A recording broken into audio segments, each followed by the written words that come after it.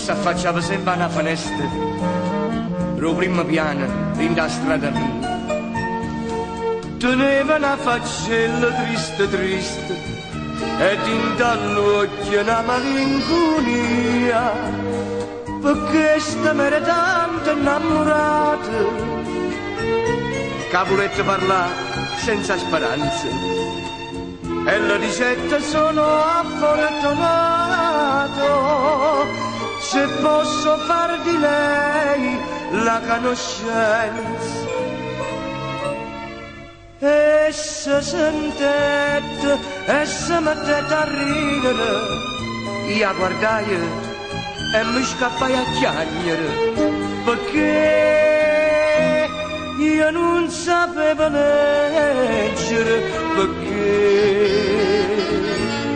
io non sapevo scrivere.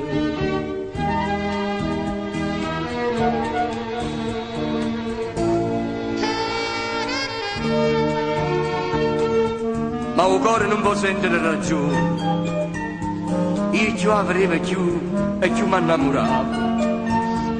Un'amica mi assegna per lezione e io con mano guaglione mi imparavo. E dopo 4 mesi finalmente scrivetti sulle cara signorina, un uomo che vi adora veramente, vi offre il cuore suo con la sua mano. Ma rispondette, sono felicissima, fa contentezza, mi scappai a chiagnere, perché m'era imparata a leggere, perché m'era imparata a scrivere.